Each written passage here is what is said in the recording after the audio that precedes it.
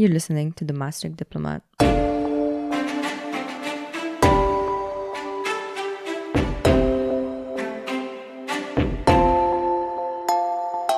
Welcome back to episode 3 of Understanding Europe. We're centering this episode around the rather elusive term of digital sovereignty. You may have heard it. You may have even heard it mentioned with digital autonomy or strategic autonomy or any of those other terms. Or more recently, how it's been framed as an opposite to digital dependence. To understand this further, we sat down with Mariëlle Wijermars, who is an expert in the field. We discussed the term and its wider ramifications in the world.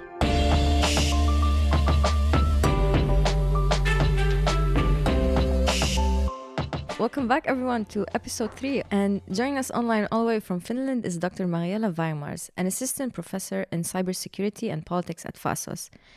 This academic year, she is on research leave as a core fellow at the Helsinki Collegium for Advanced Studies. She conducts research on internet governance with a focus on the impact of internet policy on human rights. Her research is guided by an interest in the precarious balance between protecting citizens, infrastructures, and institutions against cyber threats and safeguarding rights and freedoms, from the right to privacy to the freedom of the press. So who better to talk to when we're trying to understand digital sovereignty than Dr. Mariëlle? Without further ado, welcome, Dr. Mariëlle. It's a pleasure having you with us in this episode. It's a pleasure. Thank you. Let's kick it off. Firstly, what is digital sovereignty? In our first attempt to try to answer this question, on November 8th, we had an interview with Commissioner Vestager. Here's a clip. I'm joined by Executive Vice President of the European Commission for Europe Fit for a Digital Age, and, importantly, also the Commissioner for Competition, Mariëlle Vestager. Thank you for being here. Well, thank you for having me and for managing the tongue twister of my title. So over the past years, there have been many loose definitions of digital sovereignty. You yourself, in 2021, have defined it as our ability to ensure that the key decisions that will shape our digital economies and societies are taken within our European democracies. Notably, you placed an emphasis that this should not come at the cost of openness, but also be weighed against the risks of dependence. Taking into consideration the events of the last year, specifically the developments with the Russian invasion of Ukraine, the subsequent energy crisis, and the continued strain that these crises have on our multilateral system, how would you define digital sovereignty now? Well, I think I would basically just underline everything. Because I think it is more important now than it was, and it was already important. Because what we have seen is what happens if we have dependencies. We would be in a very different position had we not been so dependent on Russian fossil fuel. We would be in a different position if we weren't so dependent on very few suppliers on raw materials. For instance, palladium, a very important raw material in the car production industry, comes mainly from Ukraine and then some from Russia. All of that almost non-accessible. So what we have learned is the importance of being able to take our own decisions. But the paradox in Europe is that part of our prosperity is created because we're open for business, because European businesses have a global outlook, because they work with global suppliers, because they have customers all over the planet. And of course, the thing is that being able to take your own decisions is not the same as saying, I want to live on an almost deserted island. No, I want to take my own decisions, but I realize that we're all dependent on one another. And I think it's important that we can live with these paradoxes and that we can find ways to balance the dilemmas that being dependent on many different partners and being able to take our own decisions. It's a single supplier dependency that we have seen to be very, very damaging for us being able to take our own decisions. Jumping off of what Commissioner Vestager said, where does Vestager's definition, in your opinion, differ from the academic one? What I think is interesting about the way that she defines this is that she really emphasizes that there are vulnerabilities that result from dependencies that we have, but at the same time that there's an inherent paradox in the position of the EU here. so that the commitment to having an open world, to also being integrated in this world, and depending on it for your prosperity, that actually means that you cannot just cut yourself off completely. So I think that's very interesting about the definition that she presents. At the same time, of course, the academic definition is not necessarily different in the way that academics try to understand how terminology is used. So it's much more that we, our interest in digital sovereignty is perhaps very different. So we try to understand, so what do they actually mean by digital sovereignty? How is that changing over time? How are they using it? So what are also some perhaps the power relationships behind a certain use of the term digital sovereignty? So in that sense, it's more of our commitment to the term is quite different, trying to understand how everyone is using it and also interpreting what the possible implications could be. So if indeed some years ago the EU was speaking about digital sovereignty without making this clear that actually they cannot disentangle themselves from the global, and they also do not want to do that, that's actually something that has developed over time, and that wasn't that clear in the beginning, even though, of course, if you would look at it and think, so how could the EU try and implement this? Then it was very clear that they would not be able to do it in the same way that, for example, China is able to pursue. They are simply very, very different, and therefore they also have to approach it very differently. So that's how I would define what the difference is. That we are really trying to understand all the different ways in which you could define digital sovereignty, and trying to understand, so why did they choose this particular definition, and what does that actually mean? Mm-hmm. And something you mentioned is also this evolving term over time. So could you maybe help us walk back how to frame, or how Vestaga's framing of digital sovereignty as the idea of on the one side having agency, on the other hand avoiding dependency, how that reflects in the kind of the evolving definition of the term, at least in public use, especially in Brussels, for example? Well, if we look at the origins of this idea of digital sovereignty, then we do end up more with the authoritarian states, who have really started off this entire discussion. And this has started, for example, also in more like international bodies where they discuss internet governance. For a very long time, the West, so Western democracies, were pushing this idea that everything needs to be global, everything needs to be open, and for example, also the internet itself just needs to be this very open space.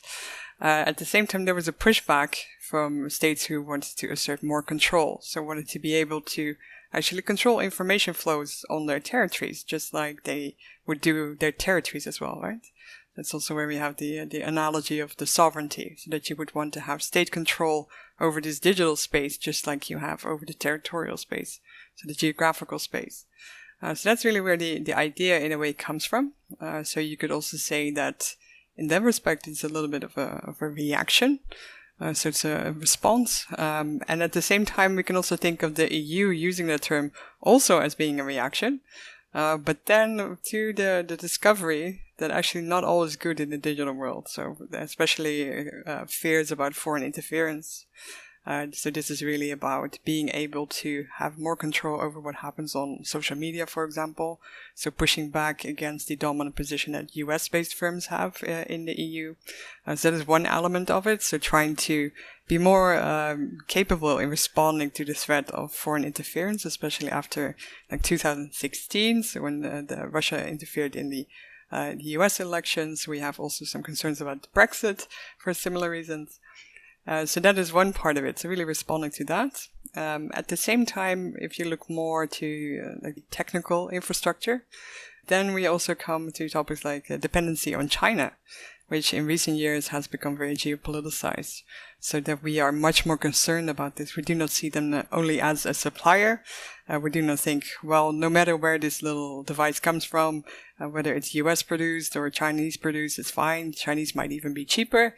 And now we are actually very concerned. So that we think, well, actually using technology that's produced by China then also allows them to take advantage of that. So for example, to be able to, maybe they have access to the data that actually runs through there. So this is a second line where, again, it is very much a response. to new concerns. So new concerns about what China might be willing to do, what China might be capable of doing, and then thinking, what does that actually mean for our communications infrastructure? Should we be more alert? Have we been asleep behind the wheel, so to say? So you should really see it as a response. So just thinking about digital sovereignty, saying like, oh, we actually do not have enough control and we should be reasserting control. We have been way too relaxed about all of this. So we, on the one hand, against the US, against these firms. On the other hand, against, for example, China in terms of the infrastructure and other equipment that we use. But still, there has been some development, and it's largely also because the terminology is used in a way that's quite vague. So oftentimes it's not really defined. Different actors have very different understandings behind the same terms.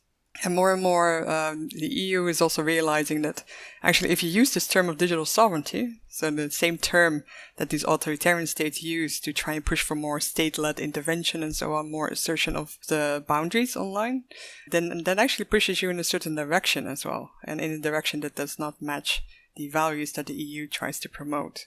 So that you might actually not want to use that term. And you see that they're now switching very slowly to other terms. So some that are also perhaps a bit more well-defined. So now you see more things like strategic autonomy, which I think is more clear in the way that it emphasizes that it's not just about sovereignty. It's not that everything needs to be produced on your territory. It's not that everything needs to be yours. It is much more about having decision power, just like we saw in the definition that Vestager also gave. So it's much more about being able to set the rules, being able to enforce them. So it's much more about autonomy in that sense. So being sufficiently self-sufficient to be able to respond to challenges, to respond to threats. So indeed being able to switch suppliers if you may choose so, or if one supplier does not come through. So it has really gone through all of these different stages, where all these different actors are trying to define what does this term mean, and is that actually something that fits our objectives.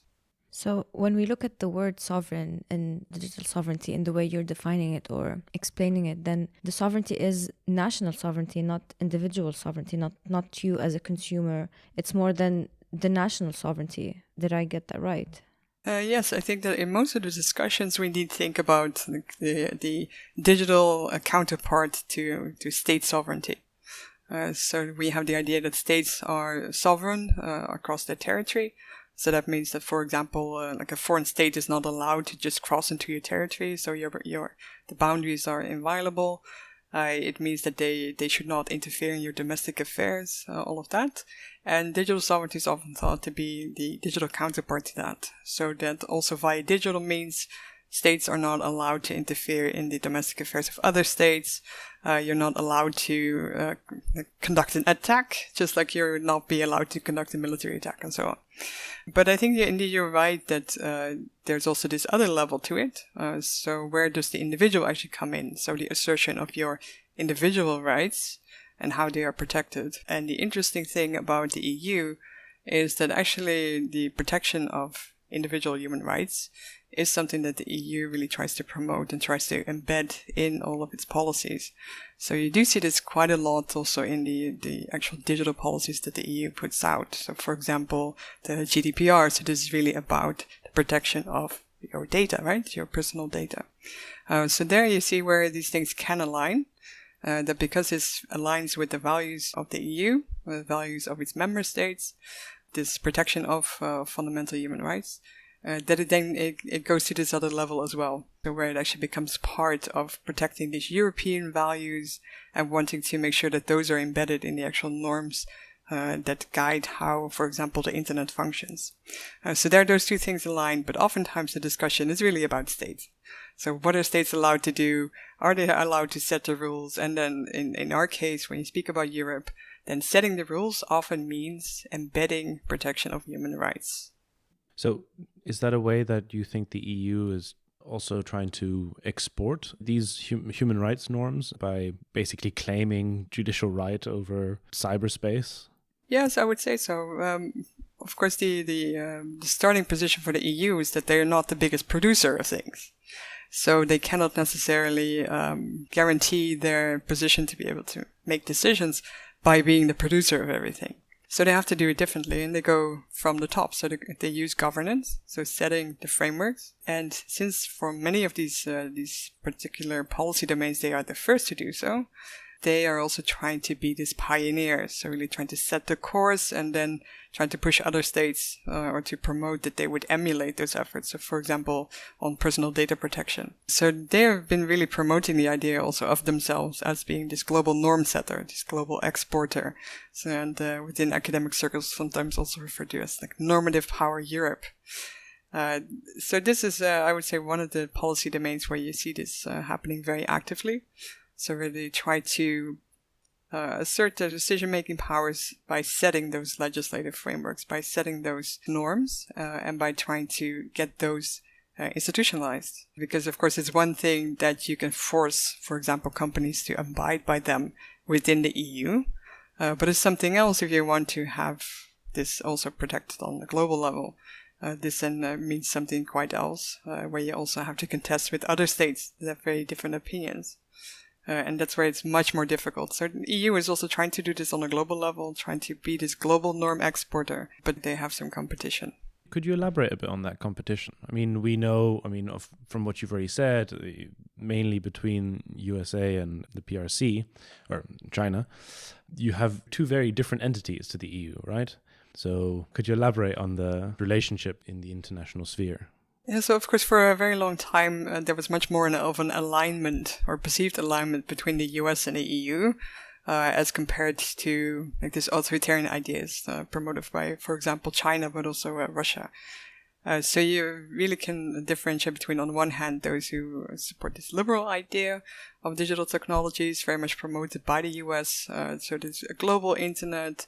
Everything needs to be connected. All companies need to be operating or need to operate on a global level, which of course also fits very well with the dominant position of US companies. So trying to indeed expand into global markets and maintain also their dominant position there. For quite some time, this was perceived to be quite okay for the EU. But of course, recently we've seen much more pushback where the EU is saying like, well, actually we want to be able to have much more of a say because our values, even though we are quite aligned, they are not the same. So for example, in the US, the idea of freedom of expression is much more extensive than what we are used to in the EU. And even within the EU, we of course have very different understanding from one state to the other. So if you would compare Germany to France, it would be quite different. But still, within the EU, we now want to be able to actually enforce that to some extent, or to be able to do it more than has been the case. So there has been increasing friction on that end.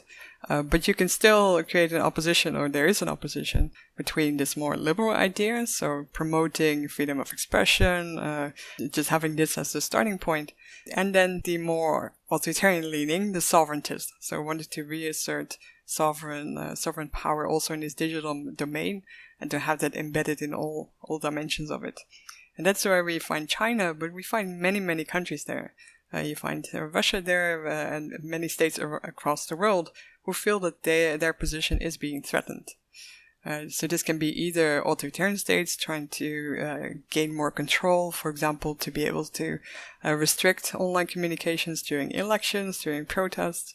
But to some extent, some of their concerns may also be correct. So, for example, we know that US social media firms, they do not always have sufficient content moderation capacity to actually facilitate safe communications, even in democratic states that are, for example, African democratic states. And issues of polarization, they can be very, very dangerous, like actually dangerous. So when those platforms are not able to actually provide sufficient content moderation to have like a proper communicative space, then you might also say, well, perhaps their concerns are legitimate. But these are very rough ideal types, right? So to say that, well, these are the liberals and these are the sovereigntists, because there's actually quite a lot of diversity among them. But even between China and Russia, you could still find some differences. So Russia is the one that I know best because most of my research focuses on Russia. And there they've been really pushing towards promoting domestic production. So being able to produce everything within Russia, and this goes from hardware to software to actually having platforms. They've been doing this for quite some years. It's also not something that's very new. For at least a decade, they've been pushing in this direction. But it has been very difficult for them because China went sovereign much earlier. So their entire internet has been developed more or less independently. They've pushed out foreign competitors very, very early on. They have a very large sector, so that also means that in terms of the scale, it's actually doable.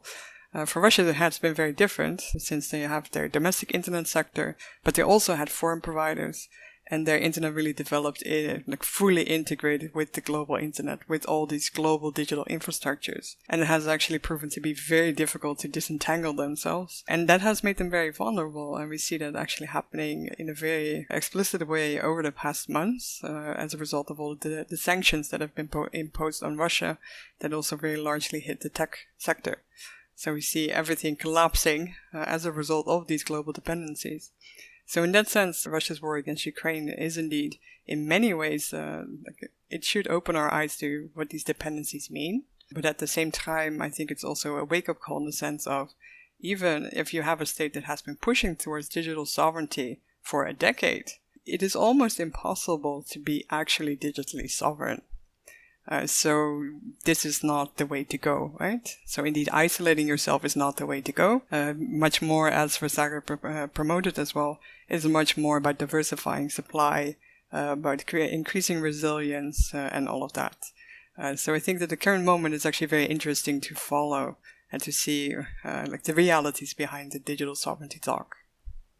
To go back to what you said a bit earlier on the perceived alignment between the USA and Europe, for example, I guess on another level is also what happened in the early 2000s, what was then shown, for example, by Edward Snowden, also the spying of US intelligence agencies practically in collaboration with US technology companies on Europeans, on everyone. How do you think that also affects the almost reactionary idea of digital sovereignty? Definitely. So the Snowden revelations, they are really, really a turning point in our understanding, because before there was this very artificial differentiation between, well, these are the democratic states and then these are the authoritarian states, and basically grouping them together. So the fact that data was hosted and processed in the US, that was not seen as a problem because we are allies and so on, and it's a democracy and everything is okay. But this really changed everything when it became clear that the NSA was actually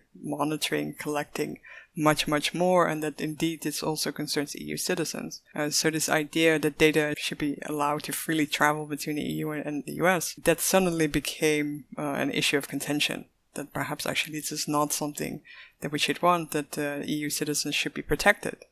But here you actually also touch upon a much more fundamental question that really hasn't been decided upon on the global level. So this is about what states are allowed to do in cyberspace. And there's this very fine line also between the digital counterpart to intelligence gathering and then cyber attacks. And then preparing for cyber attacks might actually look like preparing for gathering cyber intelligence and so on. So you very easily come up on these very gray areas where it can be for multiple purposes. And some purposes we think, well, this is accepted state practice, and other purposes are not accepted state practice or have not been fully defined yet on a global level.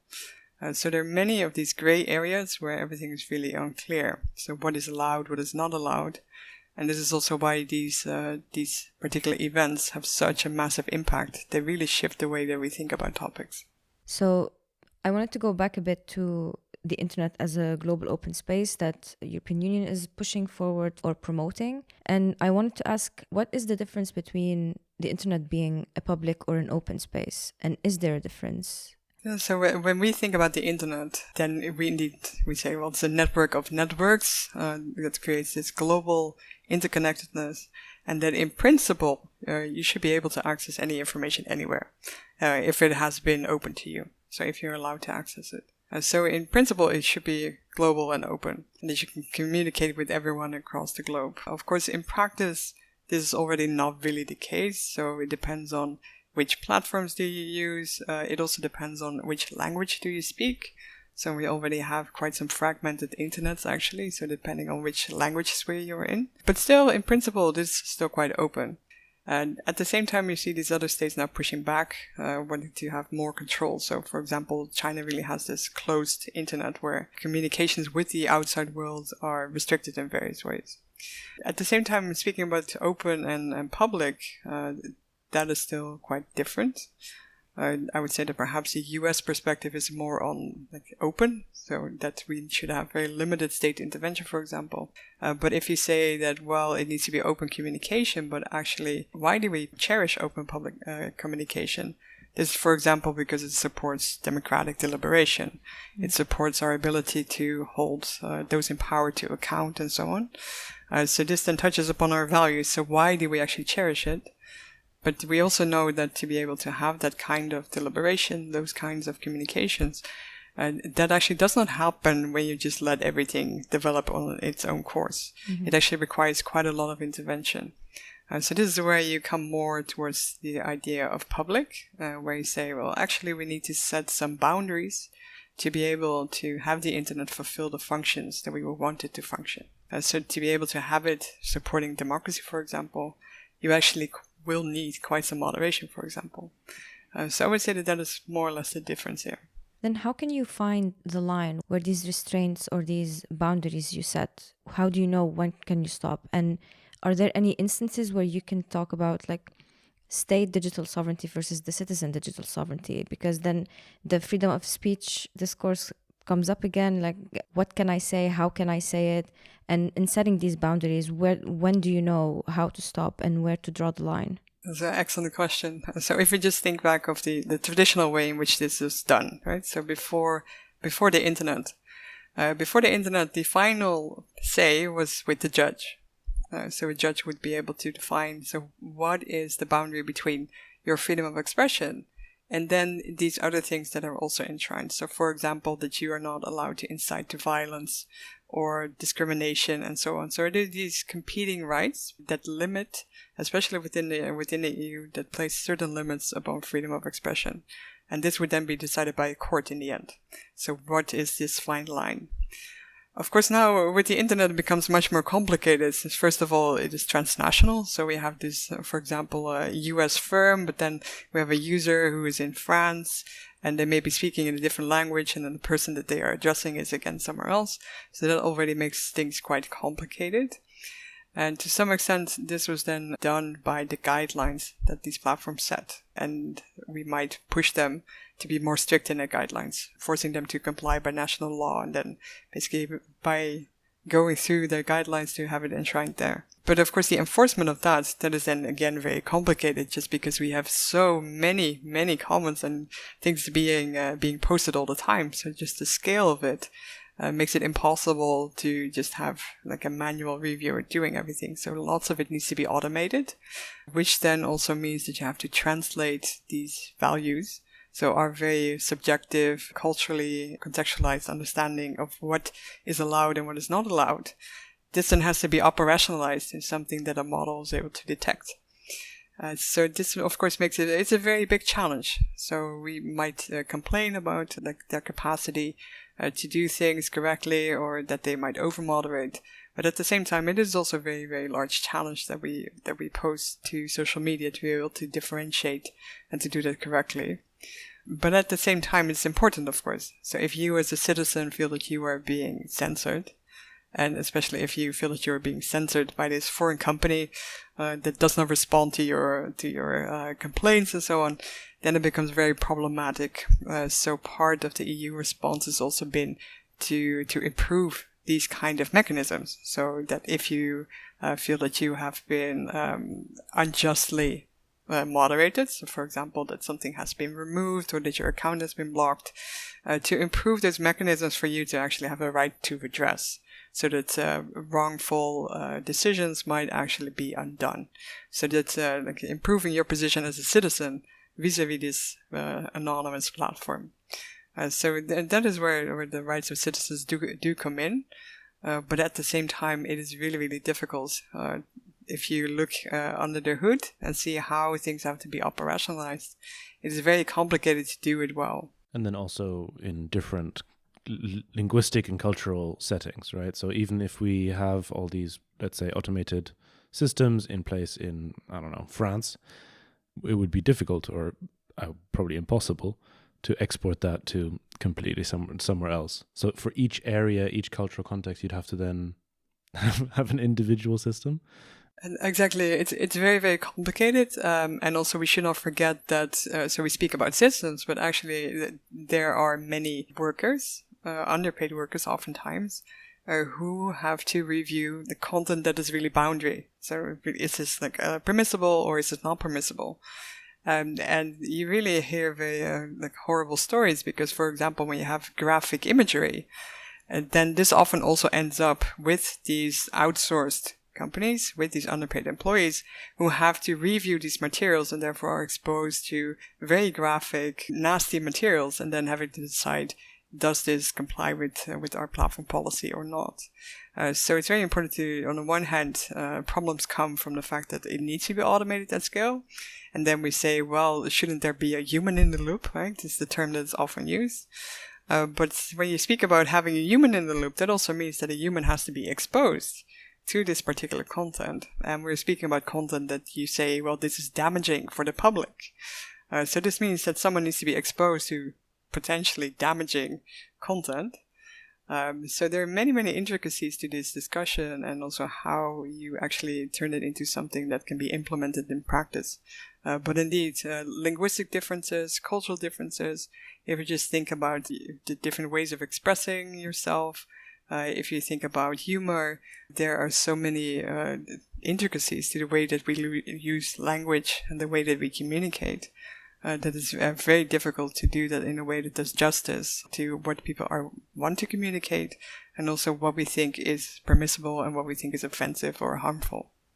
Just one last point on the idea of the internet as an open space. You mentioned how, for example, Chinese internet is isolated. It has its own complete infrastructure on the internet. But let's look at states that maybe came online later. What kind of actual tools do they have to implement this kind of digital sovereignty? So the position of states is very, very different.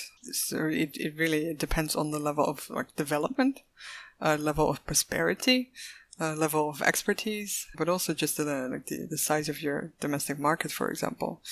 So if you would just compare Germany to Lithuania, then of course those are very different countries. At the same time, if you compare Lithuania to Singapore, it's not just about scale, right? But there are many, many differences in terms of when states digitize, to what extent, also how this is done. So is this done really state-led? Is this really private-led? Is this done with much foreign investment or not? So the way it develops is really, really different. And as a result, we also see very different patterns in terms of digital dependence. So actually, by now, I prefer to speak about digital dependence rather than digital sovereignty because it's more accurate in a way. So there are different degrees of digital dependence. But it really also interlinks with then your geopolitical alignment. So it only becomes problematic when those foreign actors, when you think that they are acting against your interests, or if there are certain tensions between state and private actors that they're not able to control. So there are many of these different layers to it that really play out differently for every single state. But for European states, of course, it's different because now many things that we would not be able to do on the state level, so the degree of independence or resilience that you would be able to get at just if you take one individual state. If you now join, so if you take all of these states combined and having these interests protected and promoted by the EU, and having investment supported by the EU, making decisions about foreign direct investment that might be leading to vulnerable situations, that of course increases their capacity. So you really see how the EU here may act as a positive force, so strengthening the capacity of these individual states to be less dependent or to be able to navigate the challenges of dependency better. Maybe this would be a nice way to connect it to how your entry point to the internet defines what the internet is for you. You're speaking of maybe different levels of technological advancement in different states. And in our conversation that we had, before this recording, you mentioned that different individuals have different entry points to the internet. So if, for example, older generations who have access to Facebook, this is what defines the internet for them, versus a person who is well technologically versed would have a different definition of what the internet is and how the reality articulates within that. I wanted to ask you if the policy makers in that country have a narrow definition of what the internet is than the citizens have. How would that translate into the policies that this country makes, and how would that impact its digital sovereignty? So indeed, what we think the internet is, perhaps we should do a study and ask random people on the street and have them define what the internet is. But it tends to be very different because it really depends on what you use it for. You might think that the internet is mostly social media. So if you just mostly use your phone and access the internet via apps, that actually means that you do not connect to a large part of what the internet actually is. And you see the shift more and more. So it used to be desktop. How do you access it? You access it through a browser. You search for information that then allows you, to some extent, to access quite a wide or very diverse array of sources. Of course, then the search engine again becomes important, right? So leading you to some things, but not to others. But more and more, we just use our phones to access the internet. And how do you do it on your phone? You use apps. And for many people, the internet pretty much is the same as saying just social media.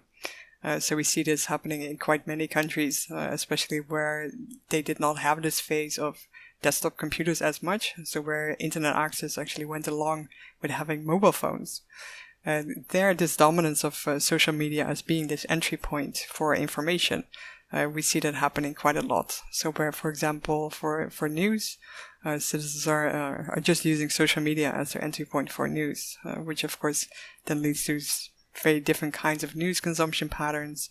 It also means that we should be looking at how do those social media and their recommender systems, how do they actually disseminate news? So then suddenly that becomes very important. So for the individual, I would say that individuals tend to have perhaps a more narrow understanding of what the internet is than governments, because I would assume that most governments are aware that you actually need an infrastructure to be able to have it to function. So you need to have your telecommunications infrastructure in place. So the technical side of things is something that for most average users, they do not really think about that. They think about their phone, they think about Wi-Fi, and that's basically it. That's the end of it. I would assume that for most governments, they know that, of course, there's much more to it. And on all of those different levels, you have these different actors, different private companies, different laws that might apply. You have different dependencies. So it becomes much more complicated on the government side.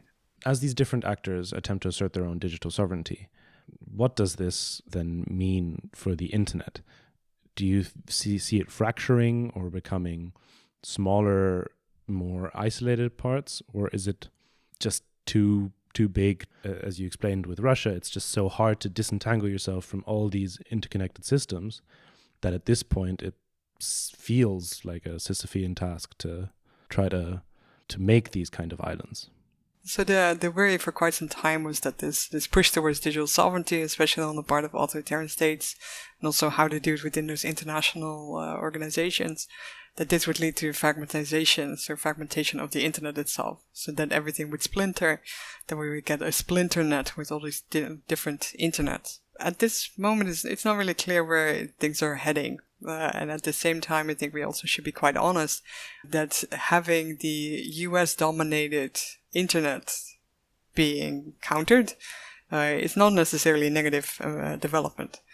So I think that the push for more diversification is not in itself necessarily negative. At the same time, I really appreciate the push within the EU for interoperability. So having the principle of interoperability so that you're able to, basically that devices interconnect, that one system is able to communicate with another system, that having this principle at the core of things, that is very important, and is perhaps more important than which particular platform is dominant. But at the same time, will it fragment? We really do not know. At the same time, indeed, as I mentioned for Russia, it looks to be quite impossible for most states to become fully independent, fully autonomous. This does not mean that they cannot make big strides towards that end. I think you see, for example, that more and more states, especially if they are sufficiently large, that they become more successful in pressuring these foreign platform companies, for example. So if you just think about Turkey, that has become quite successful in doing this. Brazil has been pushing, India has been pushing quite successfully as well. So here we do see that states are becoming more assertive and that they have increased leverage. So of course they also learn from each other. So for example, what Russia has learned is that you're able to force US companies much better if you're able to take their employees hostage.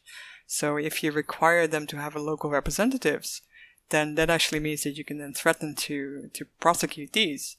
And basically hold them hostage, and this then tends to work.